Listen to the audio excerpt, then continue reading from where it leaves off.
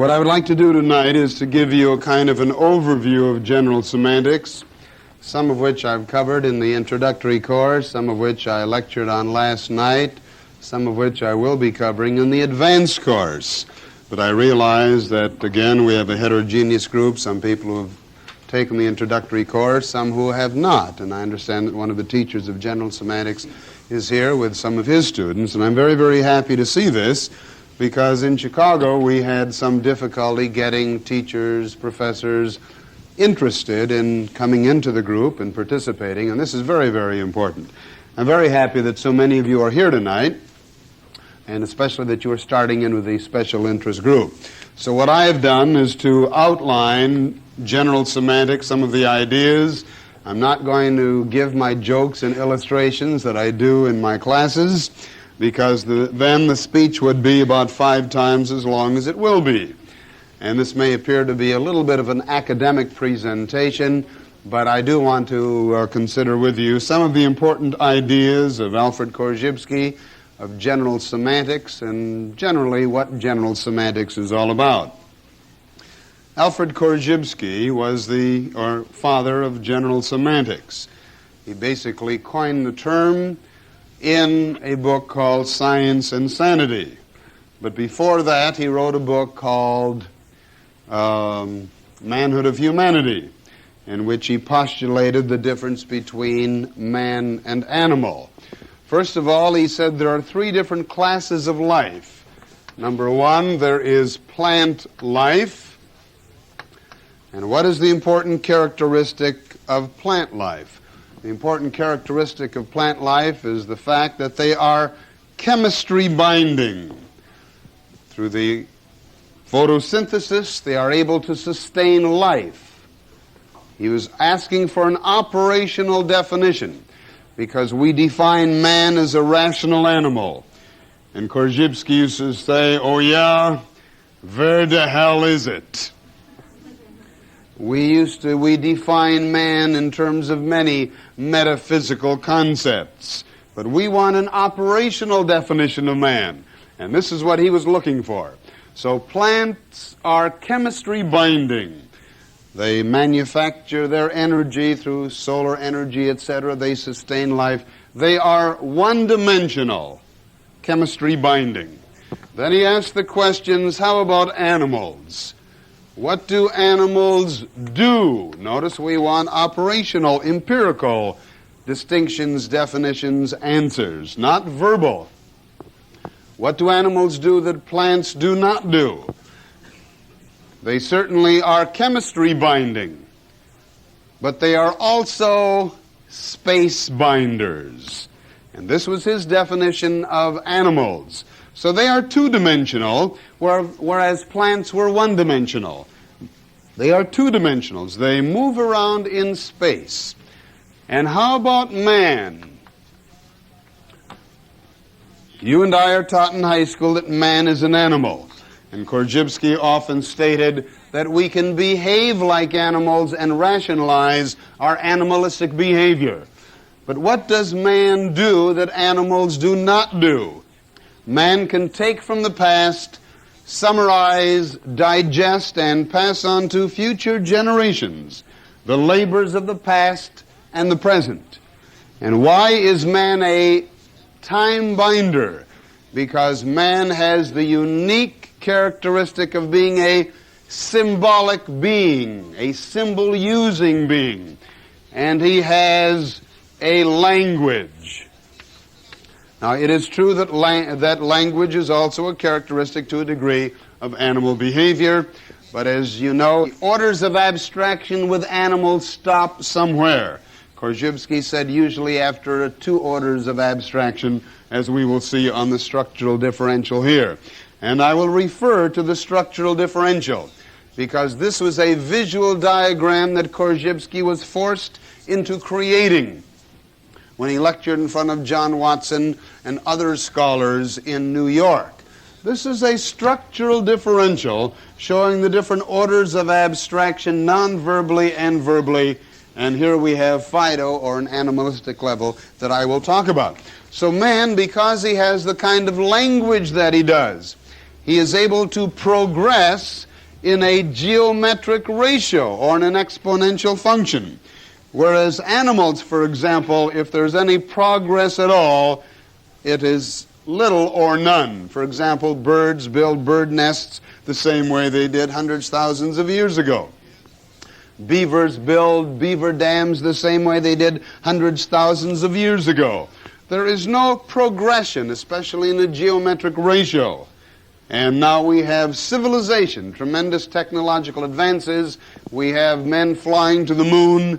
These are all due to the labors of thousands and thousands of giants, mental giants, important scientists, physicists, medical doctors, medical physicists, etc.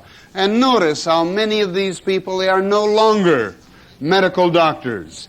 They are no longer physicists, but we are bringing these together. This is what Korzybski talked about as elementalistic implications. Elementalism is when you can separate things verbally, or when we do separate them verbally, but you cannot separate them empirically, such as mind and body, space and time, chemistry and physics. We now know that these kinds of disjointed studies actually are interrelated.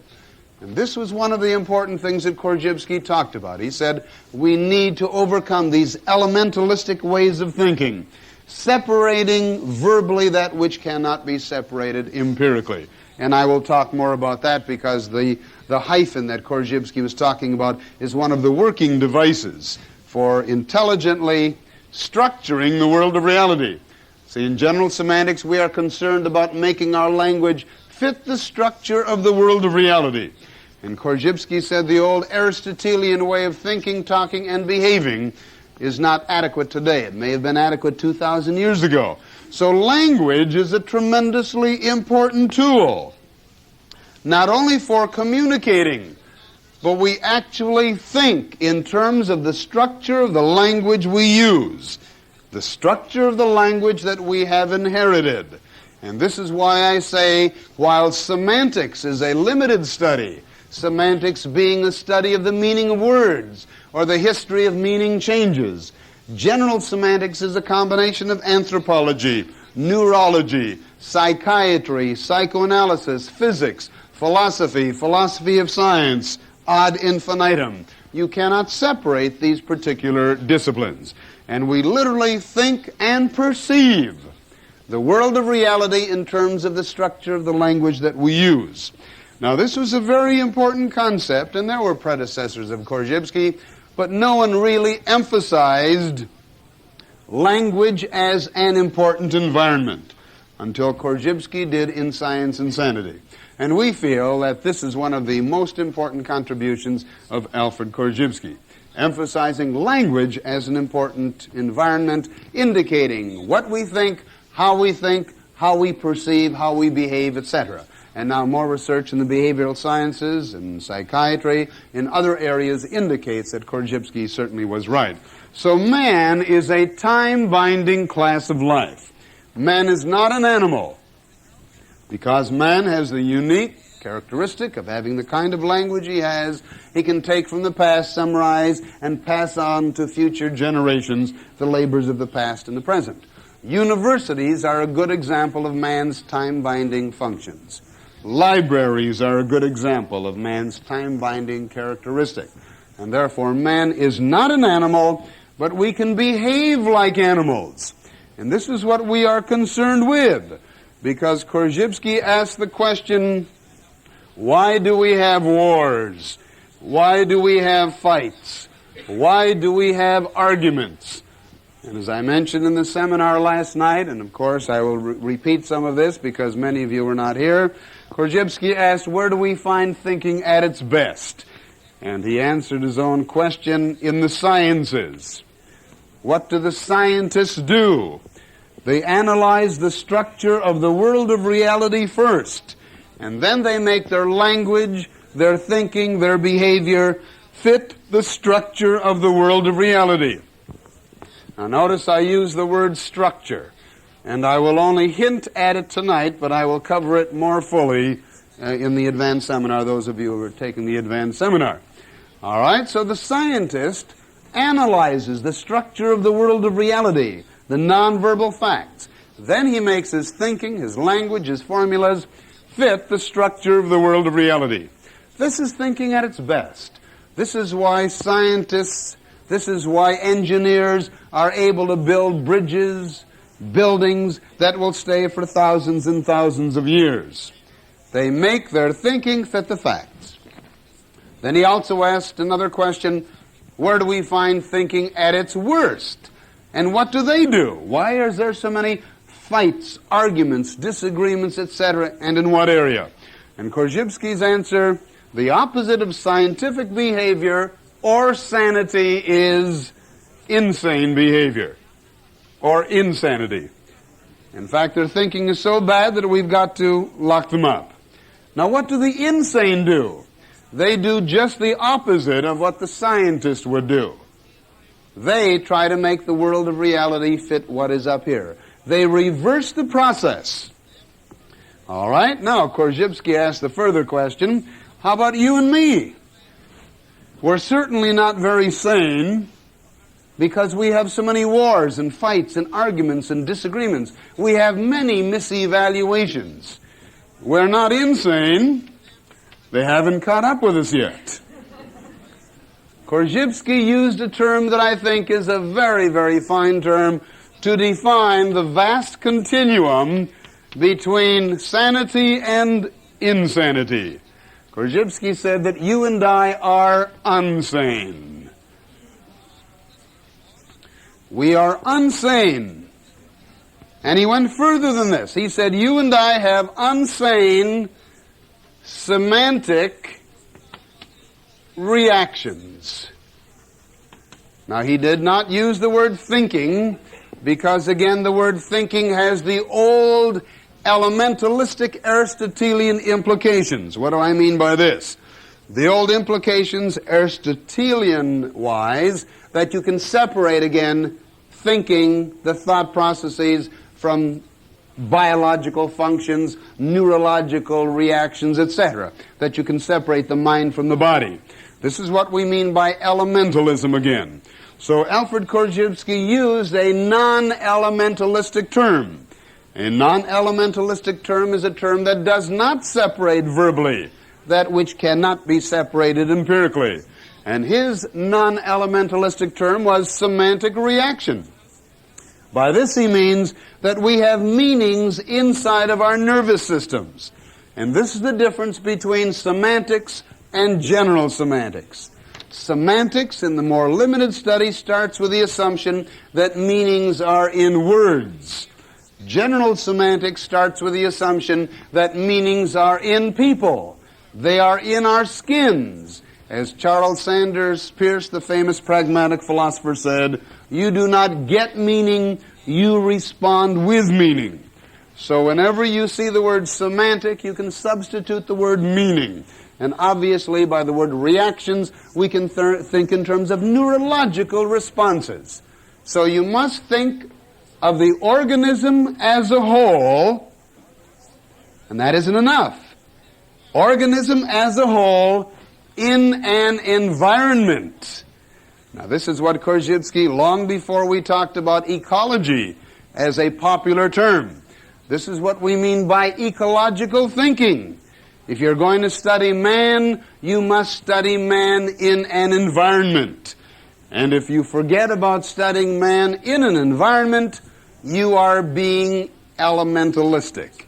You are splitting him off from his environment, which obviously you cannot do empirically. We all live in an environment, and as you well know, we can generalize about men, about women, about children, about hippies, about everyone. But you put them in a different environment, and I think you will agree with me that they behave differently in different environments. So too often we say that a person is such and such. Put them in a different environment and you find out that they aren't such and such.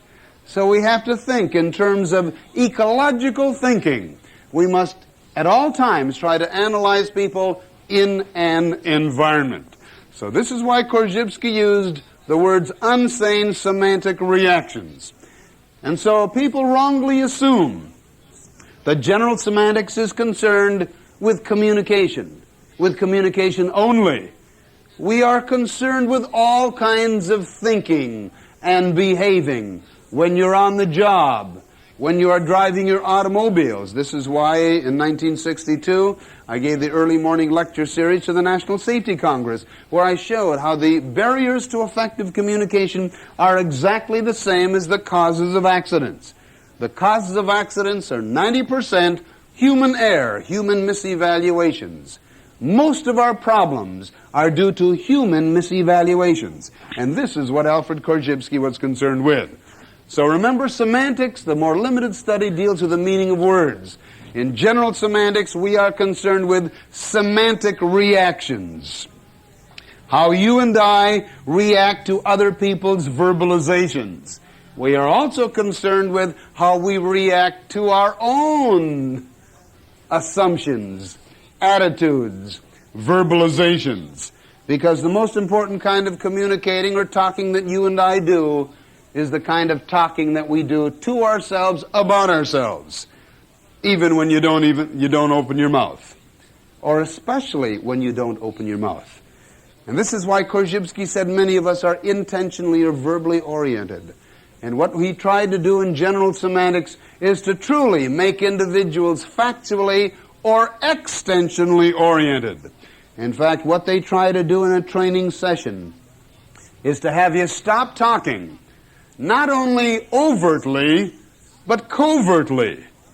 How can you stop talking? How can you truly become extensional? And Charlotte Schuchart, one of Korzybski's early assistants, has had for many years at the Institute of General Semantics training sessions in extensionalization. And this is why I constantly say there's a big difference between learning something intellectually or theoretically and learning something extensionally or neurologically. You haven't learned until you behave in terms of general semantics. And one of the important things, I think, for our San Diego chapter of the International Society of General Semantics is to look for better and better ways of training people in how to become extensional. Dr. Lee and I were interested in this important question at Northwestern University. And Dr. Lee used to say, how can we train a person, an executive, for example, to be extensionally or factually oriented in exactly the same way that a football coach trains his players, that a golf pro trains golfers? How can you and I, as teachers, get off of the verbal level and set up training situations for our students to try to perform in? Now, I give many of you the quizzes, as you know, but my quizzes are still verbal. How can you and I devise nonverbal experiential tests, things to do, to test people to see how intentionally or extensionally oriented they are? Now, my speech tonight basically will be defining what do we mean by an intentional orientation, what do we mean by an extensional orientation. More specifically, an intentional orientation is a verbal orientation. Here we have a nonverbal fact or facts, and here we have a label. And too many of us react to the nonverbal facts or to the world around us via or in terms of the label. Put a label on a person and, brother, you've got him, to the verbally oriented person. That's the intentional orientation. People who respond to words, people who respond to people via or in terms of labels.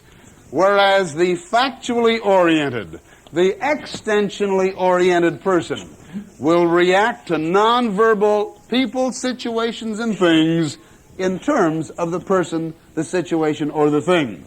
He will not be controlled by the label.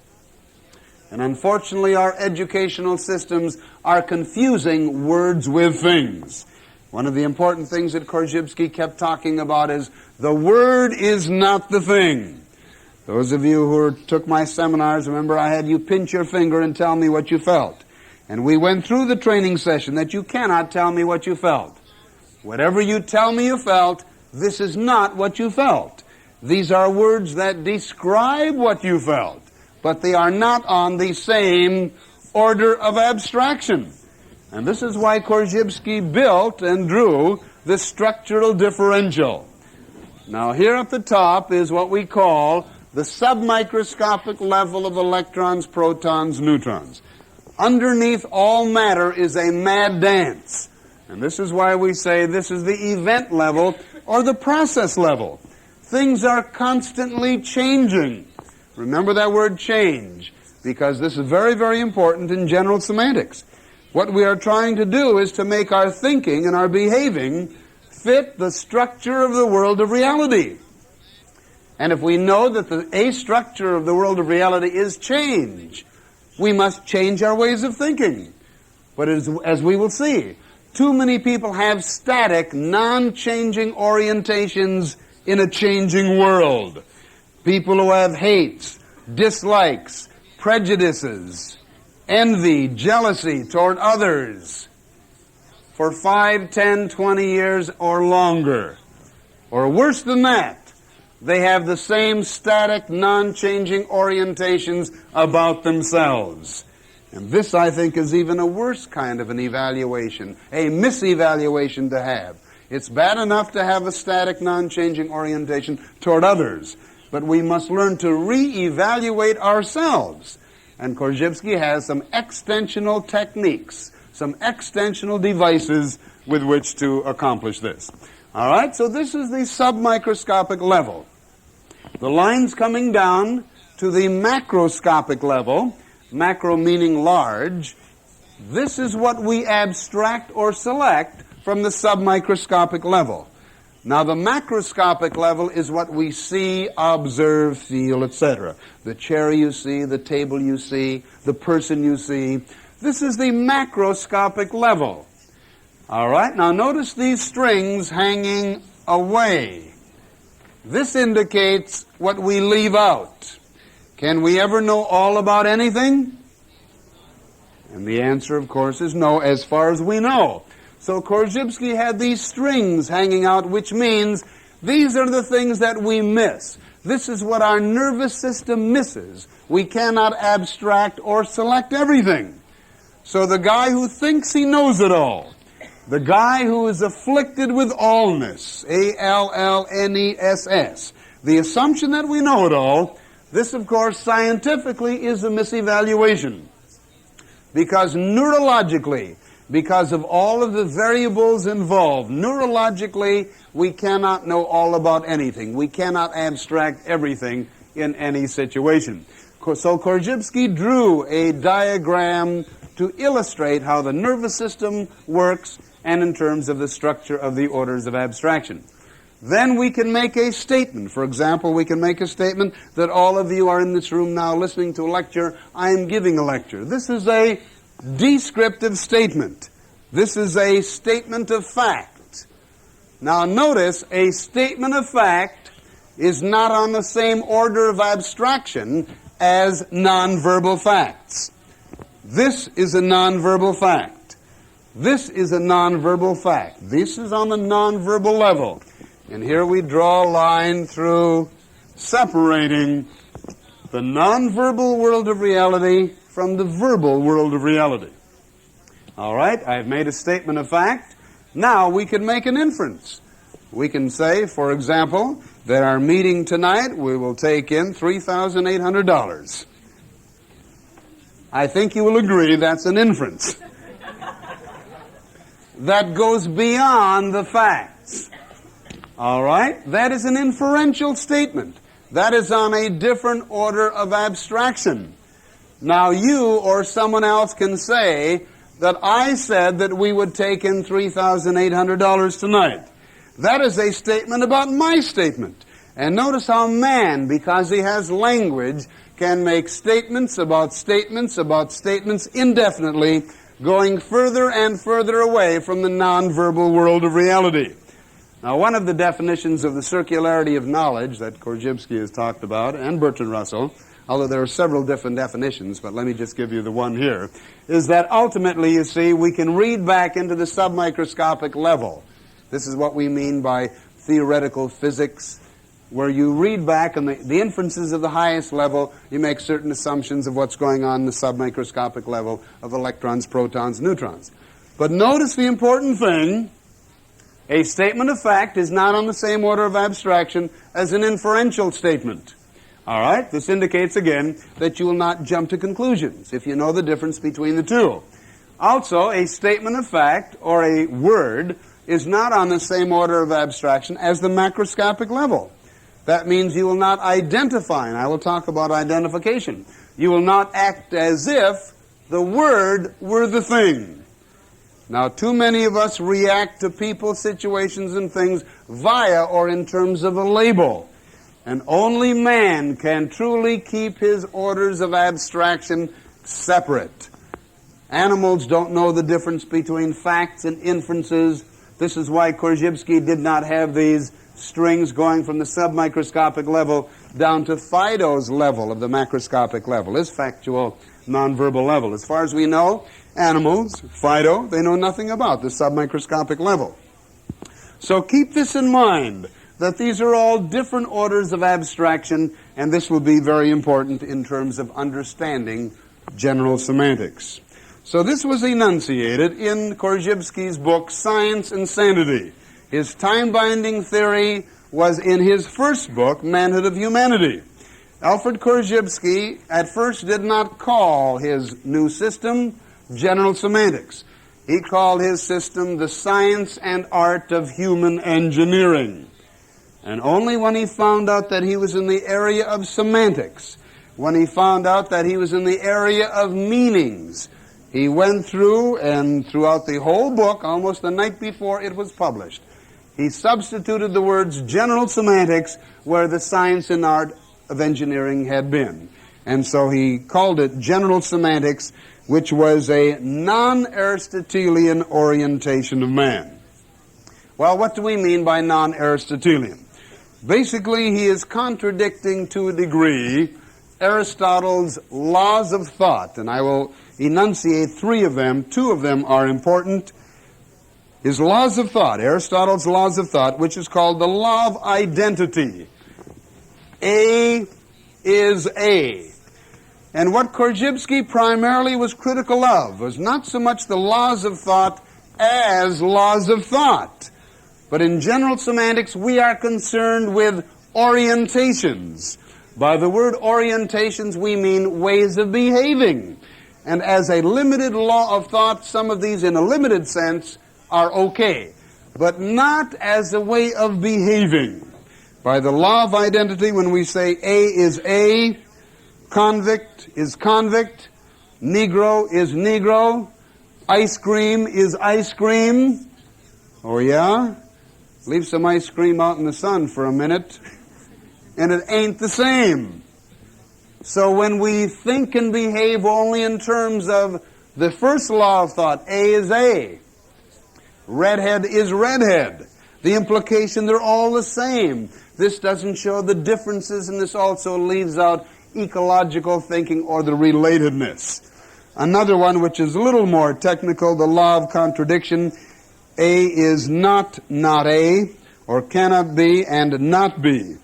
For example, if all things are process and changing, and all things are related, any one thing may conceivably be A to one set of circumstances and not A to another. Thus something may be both A and not A. Now let's tie this up basically with the third one, which is related to it, the law of the excluded middle, and I will be talking about the two-valued orientation, which this gets into. A is either B or not B. This law asserts that one thing is or is not something with nothing in between. All right? The either-or way of thinking. Basically, this is what this deals with. The either-or way of thinking. And I'm not going to go into tonight the difference between contradictory statements and contraries or opposites. Tonight I'm only going to be talking about contraries or opposites, but in the advanced seminar I'll be talking about the difference between contradictory statements And Aristotle himself was the first one to point out the difference between contradictory statements and contraries or opposites. A contradictory statement, you are legitimate in using the either-or way of thinking. For example, you either came to this lecture tonight or you did not. Right? There's no middle ground. This is a contradictory statement. But a contrary statement is a statement at the opposite ends of a scale. Dumb, intelligent, good, bad. Too many of us use the either-or way of thinking, assuming they are contradictories, assuming that they both cannot exist simultaneously. But the important thing, relative, notice it's an extension of the law of thought again. We say, for example, and here's one of the reasons why this is dangerous, and I will talk further about the either-or way of thinking. You and I may have a difference of opinion, let's say right here in the center. And because of the allness language that we use, for example, a husband and wife are having some kind of a disagreement, and the wife will say, well, you always leave the toothpaste off of the... Yeah, but you always want to, when we go out, you want to visit your relatives. Yeah, but you do such and such. And with this either-or way of thinking, the assumption again, you are either for me or you are against me. This is an either-or way of thinking. I may be a moderate.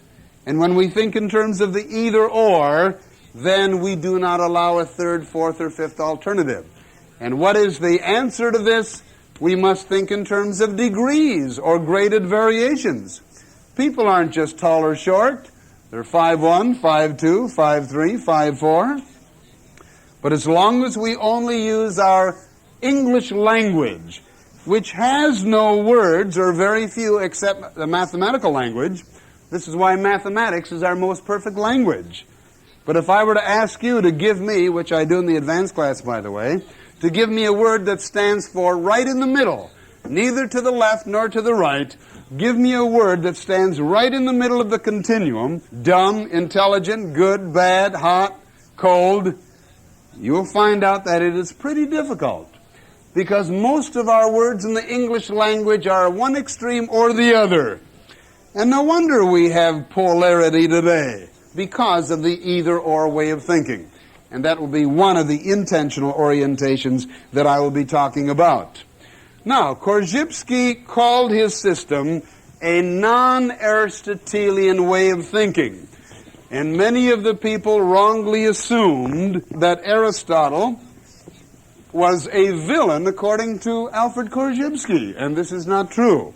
Korzybski dedicated his book, Science and Sanity, to many scholars, first of whom was Aristotle.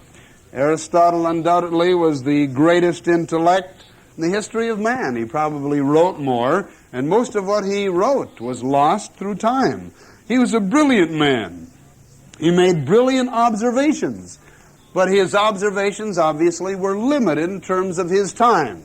So Korzybski said, just as we can have Euclidean geometry in a narrow sense, we also, with Lobachevsky and Riemann, other mathematicians, who have extended Euclidean geometry, we have non-Euclidean geometries. They are an extension of Euclid's geometry. Here we have Newtonian physics, which is okay up to a certain point. But then Einstein added further theories, and we have non-Newtonian or Einsteinian physics. And Korzybski said relative to man, here we have Aristotelian assumptions, which are limited, which are inadequate today. And so Korzybski added further, broader assumptions or orientations, which he called non-Aristotelian orientations. And this basically is what we are concerned with and what we will be talking about.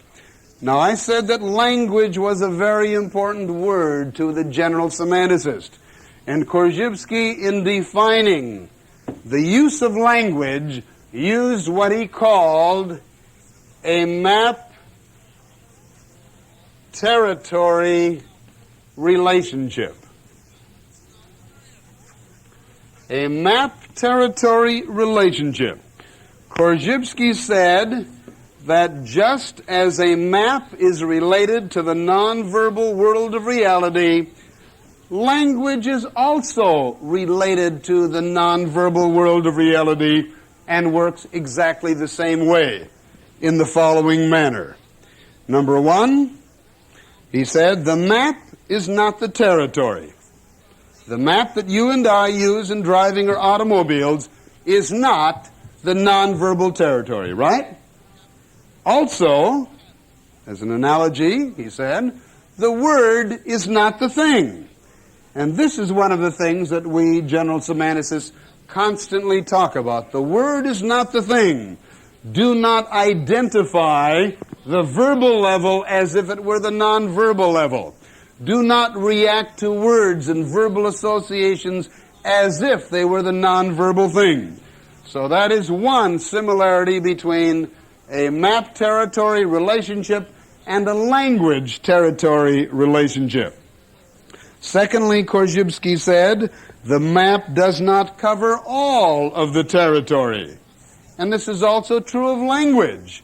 No matter how much we describe a particular nonverbal event, our language does not exhaust everything that we observe. In other words, you cannot say all about anything.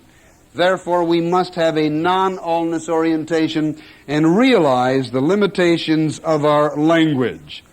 He said another characteristic of a map, as well as language, is what he called self-reflexiveness. For example, here we have a map. And then you can have a map of a map. And you can have a map of that map. And a map of that map. And we can go on indefinitely, having maps of maps of maps indefinitely. This is also true of language. You can have words about the nonverbal world of reality. Then you can have a word or a statement about that statement.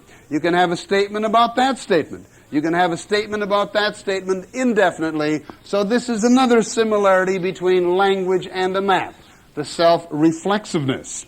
Then there is another relationship, correlation. Korzybski said, to be accurate, a map must represent the structure of the world of reality. Now remember, I said that the word structure was very important. And how do we define the word structure? You define the word structure in terms of order and relations. And this is a very important word in the philosophy of science. One example that Korzybski used was in terms of a map of the United States. Here we have Los Angeles, here we have Chicago, and here we have New York. Now looking at the flat surface, we would say the order, here we have Chicago in between Los Angeles and New York. Or this is also a relationship. Chicago is in between New York and Los Angeles. This indicates structure. All right? This map fits the structure of the world of reality. Now, if I were to have a map, and let's say I put Chicago over here, and Los Angeles here, and here we have the map does not fit the territory, right? And so we would have a lot of difficulty with our particular map if we wanted to follow it, if we wanted to get to New York, Chicago, or what have you. In exactly the same way, sometimes our language does not fit the structure of the world of reality. And therefore we have a low degree of predictability or probability, which is the modern scientific definition of truth. So if our language, our talking, our behaving is going to have a high degree of probability or truth value or predictability, it must be in correspondence with the nonverbal world of reality. It must fit the facts.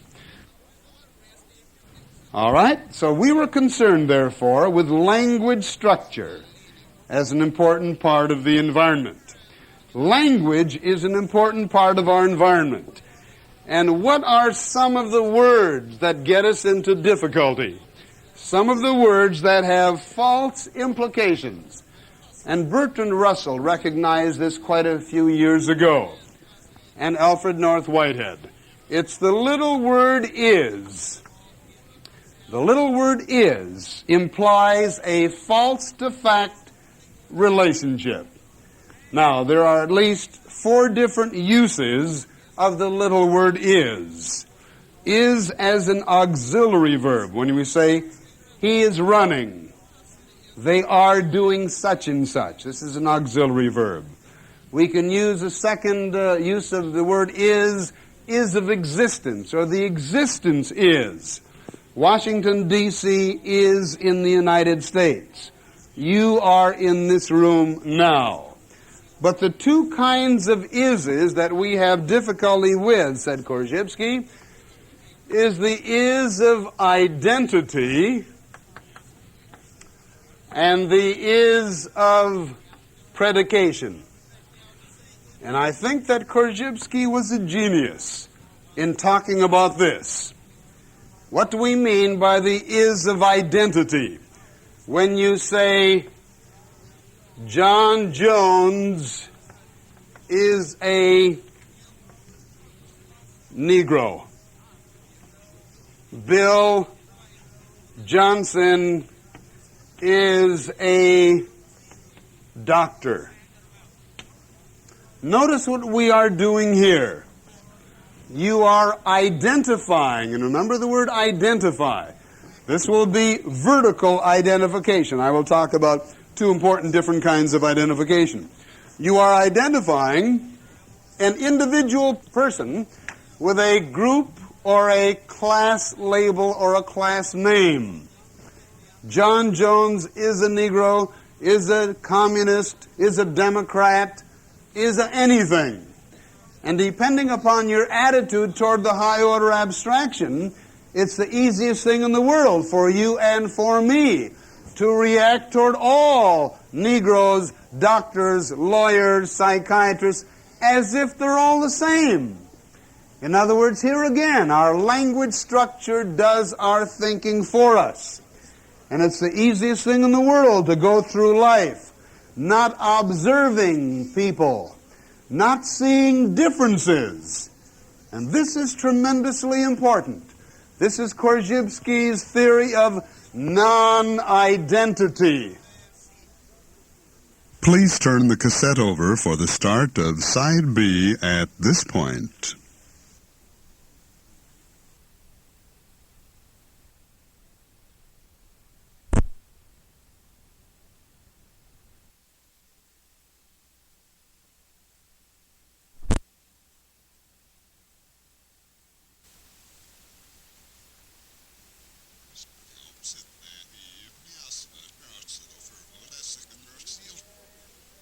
He said that there are no 2 things in the world of reality identical to each other. This is the principle of non-identity. But what creates identity? Our minds. If you observe the structure of the world of reality, no identical twins are identical. No grains of sand, of salt, are identical. And by identity, he means identical in all respects. And if you get too technical, of course, 2 things are not identical because obviously they are in different environments. And we are always related to a particular environment. So non-identity is very important in the system of general semantics because our language tends to imply similarities only, especially our high-order abstractions. Words such as Negro, Catholic, teacher, disc jockey, model, actress, any word you want. And if I were to ask you, do these words point out the differences to be found in the world of reality? I think you will agree that they do not. Notice how the structure of our language does our thinking for us in a false-to-fact way. And what Korzybski wanted was literally to change the structure of language, as we will see. And he had some novel and some most important ways of doing that. So this is the is of identity, how it identifies different orders of abstraction as if they were the same. The is of predication is where we predicate qualities into the world of reality that are really in us. When we say, for example, Jane is lazy, we predicate a quality in us into someone else. The pie is sweet. All right, have 20 people taste the pie. Maybe 15 people will say that it is sweet. 5 people will say it is sour. Where is the sweetness? Really? Now that's a meaningless question if you say really, because the is of predication again fails to include the human observer. This implies what we may call an objective philosophy, that the world of reality is out there, the real world of reality is out there. The subjective philosophy would say the real world of reality is in my mind or in me. But Einstein says, we need at least 3 variables. We need something out there, we need an observer, and from a point of view. So this indicates a relative position.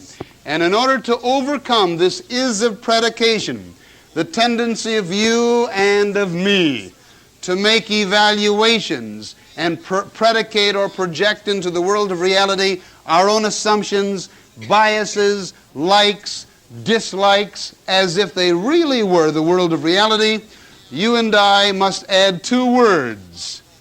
To me, or I think. To me, she is smart, dumb, lazy, good, bad, or what have you. But notice, until or unless you include the words to me, the structure of your language does not indicate the relatedness. And this is due to this little word is, the is of predication. All right, now we don't have much difficulty, as I have said, with the auxiliary verb or the is of existence. But we do have difficulty with the is of identity and the is of predication. Now, these two cover up the relationship between the observer and the observed, both the is of identity and the is of predication. So Korzybski was concerned with the basic misevaluations. And what are the basic misevaluations that lead toward what he called an intentional orientation? Now, the intentional orientation are all of these misevaluations involved. Now, some people were critical of Alfred Korzybski for using a new kind of a word, intentional, with an S, instead of saying, well, the scientific method. But he's using a new word for a new concept. The intentional orientation is basically a verbal orientation, whereas an extensional orientation, again with an S, an extensional orientation is a factual, nonverbal orientation.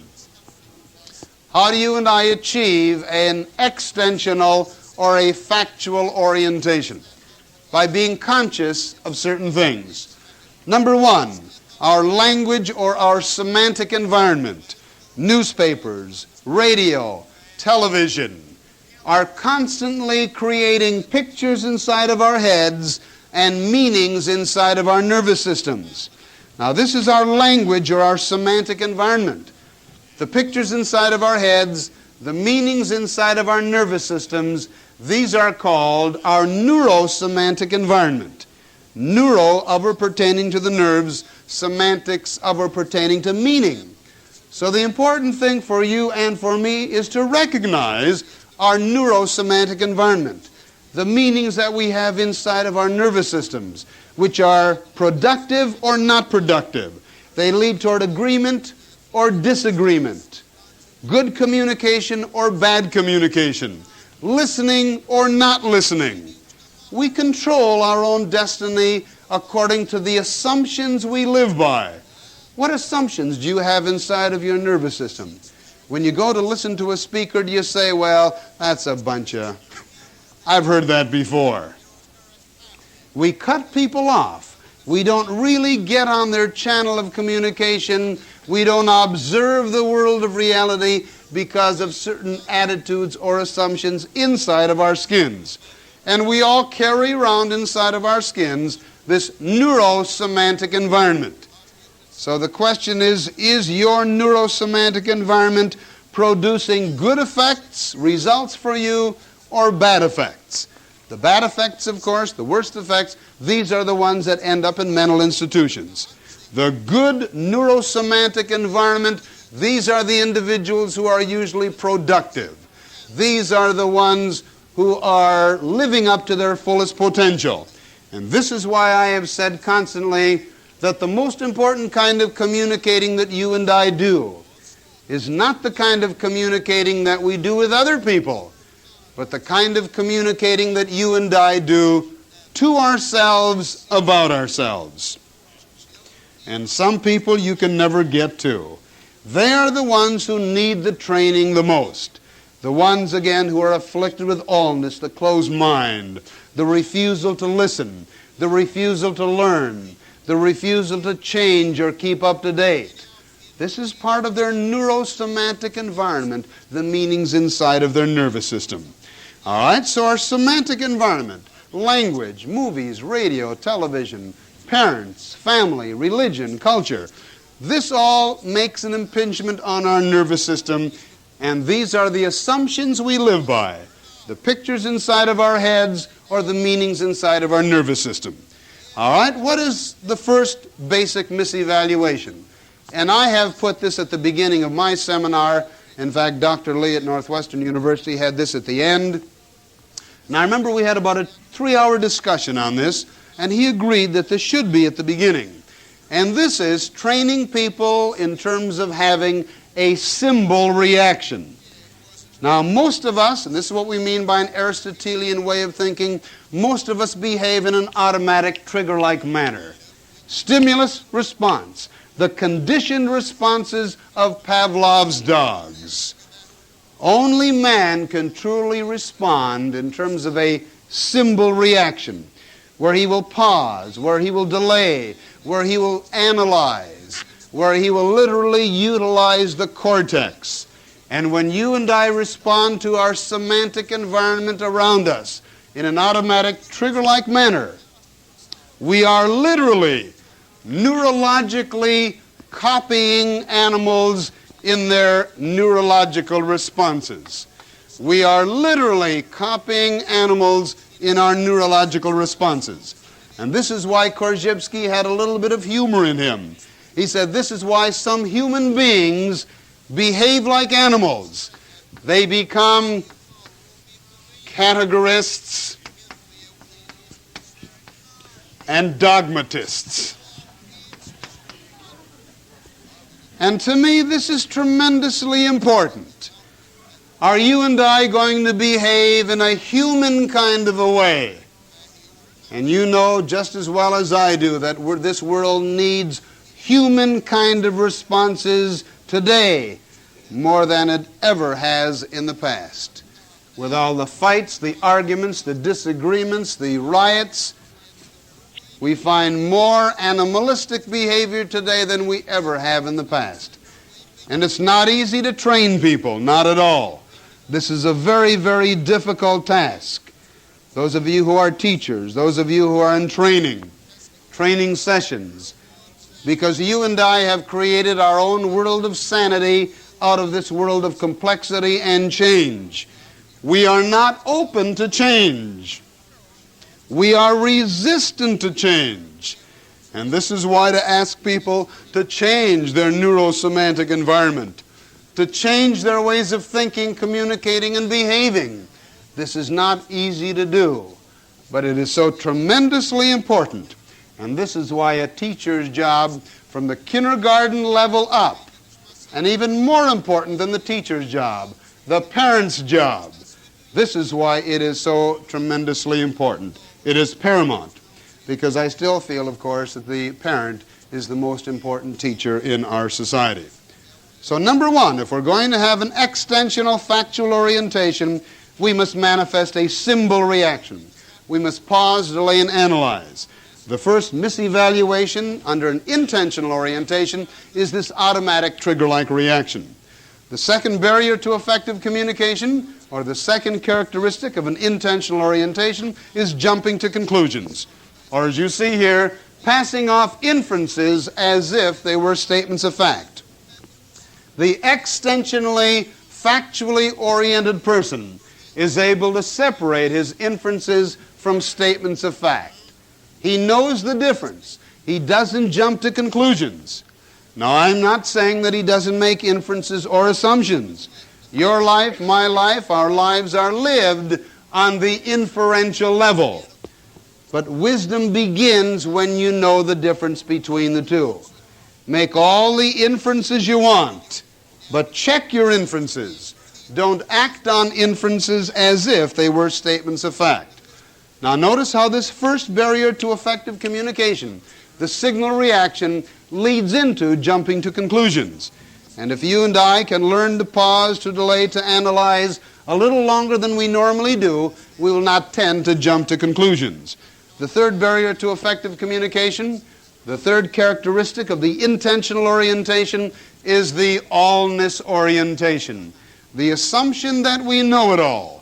And again, the important thing is that this allness orientation is so tremendously subtle. It keeps us from listening, from observing, from looking again, from changing our ways of thinking or communicating, from asking questions. The allness orientation, this is the person who is not conscious of abstracting. And there are two characteristics, two things that you and I must do if we want to lessen or eliminate allness. Number one, we must become conscious of abstracting, conscious of the fact that we have or are selecting some characteristics and eliminating others. The guy, the woman who is afflicted with allness, they assume that they know it all. They wrongly assume that they have abstracted everything. They fall victim to the Jehovah complex. And this is why you and I, in being conscious of abstracting, realizing that we cannot abstract everything because of the limitations of time, nervous system, X number of limitations with our acquaintance with things. The second characteristic of realizing the limitations of our knowledge is being conscious of the etc. This is the other device to lessen or eliminate allness. And this is one of the working devices. This is one of the extensional devices that Korzybski devised to become factually oriented. ETC. If we are conscious of the etc., we will not assume that we know it all. All right, then we get into another barrier to effective communication, or an intentional orientation, and this is the assumption that meanings are in words. And if you and I wrongly assume that meanings are in words, we will project our meaning into someone else's words and assume that they mean what we would mean if we were doing the talking. Now again, how many of you are taught in high school that words have meaning? Most of you? Okay. Now this is the assumption in more limited semantics. As we have said, general semantics starts with the assumption that meanings are in people. Don't stop or short-circuit the process of communication too soon. Before you disagree, before you argue, before you fight, before you go off and misinterpret what the speaker says, ask one question. What do you mean? Am I right in assuming that you mean such and such? But before you ask questions, you have to manifest a non-allness orientation. Because the allness-oriented person, he doesn't ask questions. He knows what you mean. And this is the subtle allness orientation that we've been talking about. So all of these misevaluations and proper evaluations can be listed in terms of the intentional orientation or the extensional orientation. So you must remember that words don't mean people mean. You must become conscious of the ambiguity of language, that words mean many, many different things. But the intentionally oriented person, he has what we call a one-valued orientation toward language. He thinks that a word has only one meaning. Whose meaning? His meaning. Now notice I've used the terminology a one-valued orientation. And in another place I will point out how this one-valued orientation is a misevaluation. It is also characteristic of an intentional orientation. Korzybski talked about the fact that most of our important words are what he called multi-ordinal. He talked about the multi-ordinality of the most important terms. This merely means that terms mean different things on different orders of abstractions. As you use them differently in different contexts, they will obviously mean different things, and especially to different people. Words such as peace, coexistence, love. In fact, I have one case, husband and wife were getting a divorce up in Michigan, and the judge asked him, he said, don't you love your wife? Your wife claims you don't love her. And he said, sure I love her. I take out the garbage every week. This is his definition of love, and many of the reasons why we have problems on the family or personal level all the way up to the international level is because on the international level the Russians have a completely different meaning for the words peace or coexistence. And the men in our State Department, they had better become conscious of the multi-ordinality of the most important terms. This is why I say we need an anthropologist - linguist in the United Nations, because especially on the international level, meanings are not in words, they are in people conditioned by their particular culture. All right, we have talked about a static orientation. And what we're trying to do in general semantics is to make us have an orientation that fits the structure of the world of reality. Up here in the submicroscopic level, we have said that this is the process level. By process, we mean change. And the important thing in our culture, too many of us have static, non-changing orientations in a changing world. Why do we have static, non-changing orientations in a changing world? One of the reasons why is because our language does not imply the changes to be found in the world of reality. Take your name, John Jones. Is there anything in that name that implies the differences to be found in the person? And if you don't think you're changing, take a look at a picture of yourself 20 or 30 years ago. And so Korzybski said what we must do is date our evaluations. In other words, you must date yourself, date events, date other people. John Jones, 1963, is not John Jones, 1971. In other words, recognizing that our language has static, non-changing implications.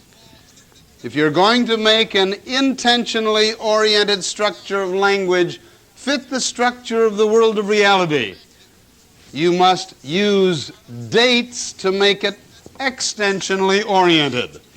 And I think you will all agree that most words imply a static, non-changing world. So I think this is one of a genius of an idea in literally changing the structure of the language that we use from an intentional structure to an extensional structure by the use of a date. As Einstein has said, you cannot talk sense until or unless you include the fourth dimension of time. For example, if I ask you how many dimensions do you need to find the center of that, you would say 1. How many dimensions do I need to find the center of that? You need the width and the height. Here we have a cube. How many dimensions do you need to find the center of that? You need 3 dimensions. These are the 3 spatial dimensions.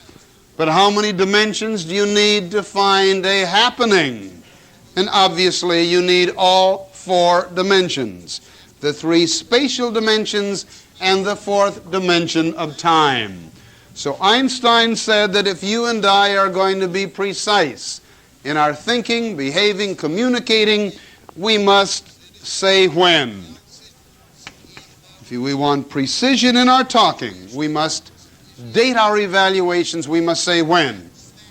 Now the important thing, if we're going to lessen hate, prejudice, disagreement, envy, that we carry around inside of our nervous systems for 10, 20, 30 years, it's important that we date our evaluations. You've got to date your mother, your father, your husband, your sister, your friends. They are not the same today as they were 20, 30, 40 years ago.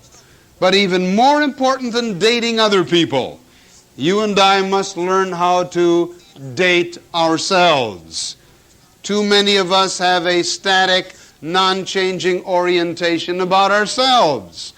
Too many people have inferiority complexes. They lack self-confidence because they have the same neurosemantic environment as they did when they were 10 or 12 years old. Too many people think, behave, respond toward other people in exactly the same way that they did when they were young. And this is the failure to date themselves. And I think that this is one of the most important principles that you and I can apply. The failure to date is what we mean again by the intentional orientation. When you do date your evaluations, then you are becoming extensionally or factually oriented. Notice we can put a whole long list of intentional orientations and extensional orientations. And when we behave in terms of the some 15 or 20 extensional principles altogether, this is what we mean by behaving in a scientific, factual, mature way. Another one of the misevaluations or intentional orientations, Korzybski said, was identification. Now, I have given you what is the vertical identification, where we identify, we react to words as if they were the nonverbal things. When we jump to conclusions, we are passing off our inferences as if they were factual. We are identifying different orders of abstraction. This is a vertical identification. But we can also have what we call a horizontal identification. This is identifying two different people, situations, and things in time. Let's say that 2 years ago or 5 years ago, you had an unfortunate experience with a dentist or a doctor. And it is so easy for you to carry over from last year, 5 years ago, the same old ways of evaluating neurologically now toward a completely different doctor, a completely different dentist. This is called identification. And this is why Korzybski said, God can forgive your sins, but your nervous system won't. And unfortunately, we carry around inside of us too many of these negative attitudes, an unfortunate aspect of our neurosemantic environment. And this is what we mean by identification, where we identify two things that happen to look alike, or they may have the same name: doctor, teacher, dentist, etc. Technically, what we mean by the word identification in this respect is when we see similarities only.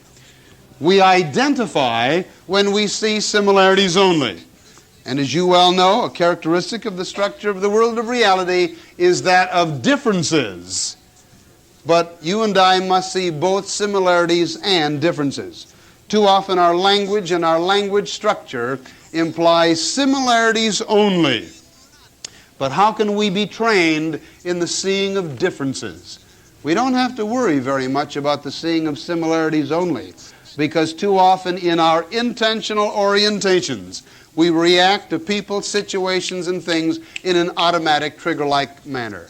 And if we had more studies and more tests, you would see how in our culture, most of us react in terms of similarities only. We are deficient in the seeing of differences. The good doctor, the good psychiatrist, the good physicist, the wise man, the mature person, he sees differences where other people see similarities only. And this is why it takes time to get down to facts. It takes time to be trained in being a wise person. And by wise, I mean, one definition is the ability to see differences. That's the difference between an intern and an experienced medical doctor. The intern will try to identify people in the world of reality out of his textbook. But the wise doctor, and I could quote the Meningers, I can quote many, many doctors, and I have them in my files, to show how they were able to discern, to see differences that the neophyte missed. Well, this is what we mean by the scientific method. And you and I, as, quotes, non-scientists, can learn exactly the same scientific method. If you, Leo, try to train all of your workers or act toward your workers as if they're all the same, there's something wrong with your ways of evaluating, right? And the good supervisor, the good executive, the good teacher will index his evaluations, and here is the third extensional device. He will index. The good executive will realize that worker 1 is not worker 2. The good mother will realize that child 1 is not child 2. Differences are so tremendously important in the world of reality. And there was something wrong with Thorstein Veblen's evaluations when he was a professor at the University of Wisconsin. He didn't enjoy teaching that much. He wanted to do more research. He didn't like giving exams. He didn't like testing and giving grades. He gave all of his students C's. This is the kind of thinking we do when we don't do any thinking. There are important differences in the world of reality. And it takes time, it takes a certain intellect, it takes a certain gray matter to become factually, non-verbally, extensionally oriented to observe the differences to be found in the world of reality. Our language creates similarities. Our minds create similarities. But there are only differences to be found in the world of reality, and they are tremendous importance. Then, one final kind of a misevaluation that leads into an intentional orientation is a one-valued orientation. And as I have said, I haven't gotten into these in the advanced classes yet, but I will.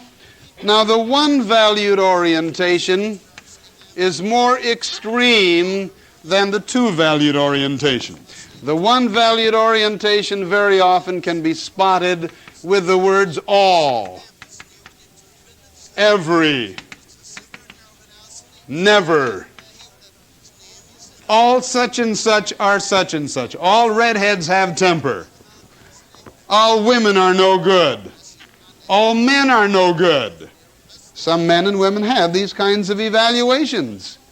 Well, there's something wrong with our ways of thinking when we have one evaluation toward thousands and thousands of unique and individual people.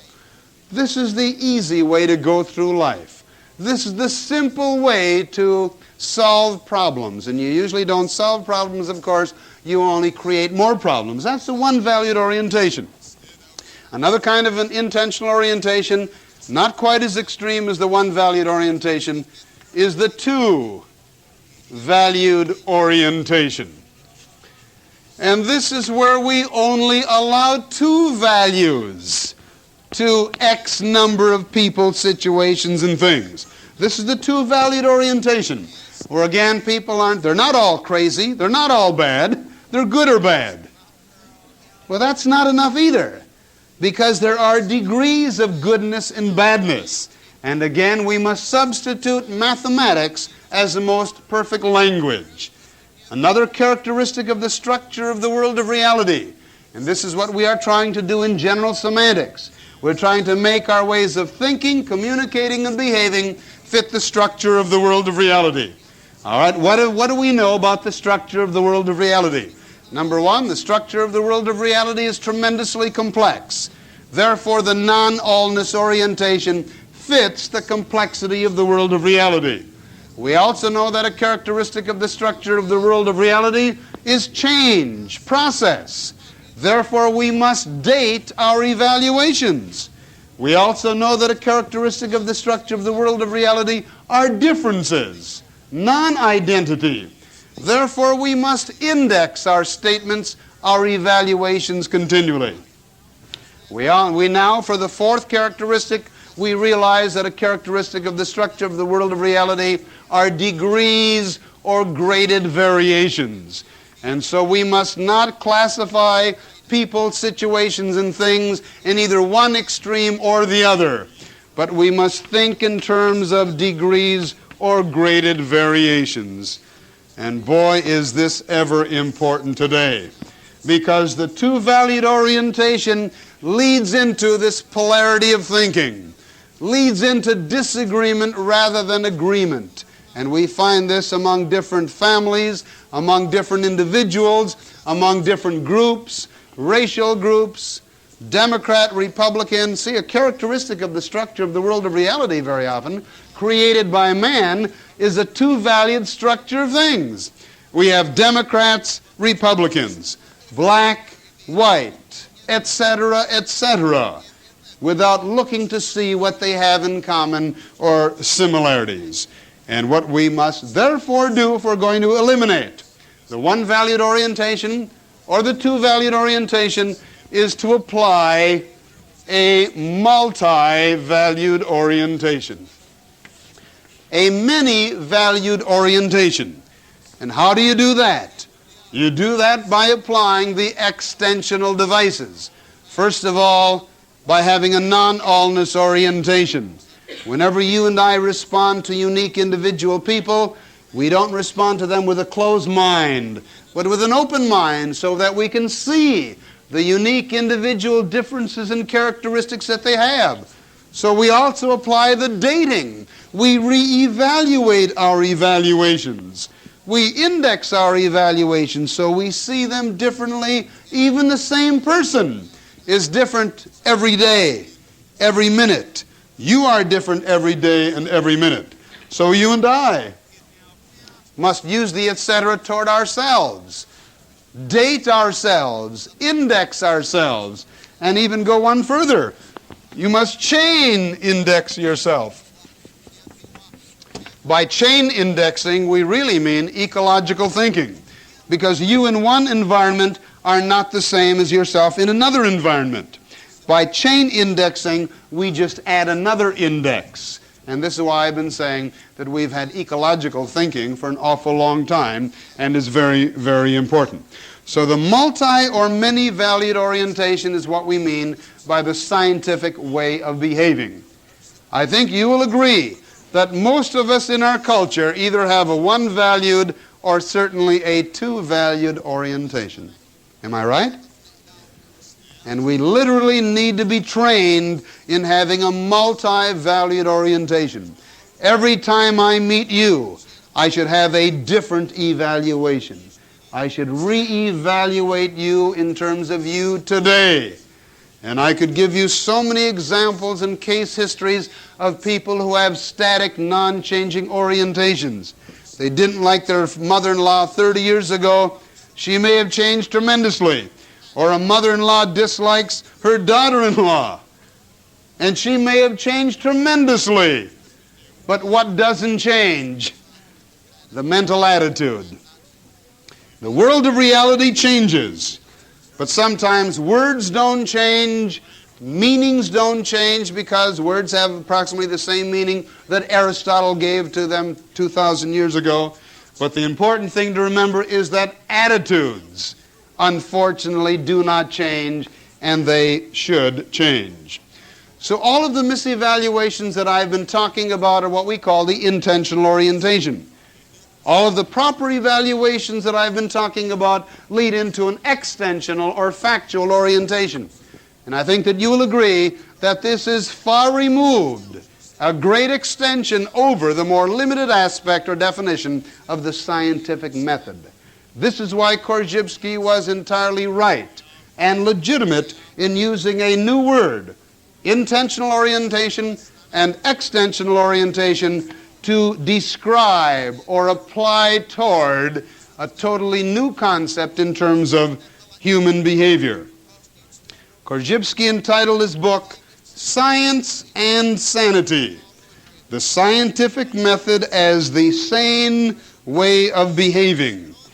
As Wendell Johnson has said in his book, People in Quandaries, he said, science as sanity, the scientific method as the sane way of behaving, not in a limited area of our scientific laboratories, but in terms of everything that we do. And Alfred Korzybski said there is a scientific method that can be applied on the kindergarten level, on the high school level, and many teachers are doing so today, and especially in the parental level, because all you need is one island of sanity in the family, and usually it is the mother. We need more islands of sanity, not only in the family, but throughout the world. And that's why I hope all of you will continue on to carry on the work that we have started here. Only when we as individuals, families, groups, companies, and nations have learned to apply, and notice I emphasize the word apply, because only then are we truly becoming extensional. We talk about manifesting the principles of general semantics, of manifesting the principles of extensional behavior, in contradistinction to only professing them. Only when we have learned to apply the methods of science, the factual or extensional orientation, in all of our interrelationships, will we be able to live in harmony with good communication and with peace among all men. It is not an easy task because of the many more misevaluations that I have not even begun to refer to. And you go into anthropology, psychiatry, sociology, and you will see how complex all of the human problems really are. All that we can hope is that we apply some of these principles more than we now do.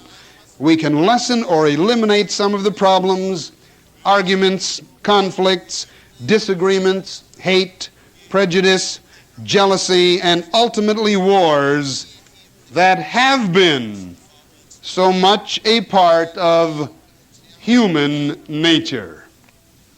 Thank you all very much.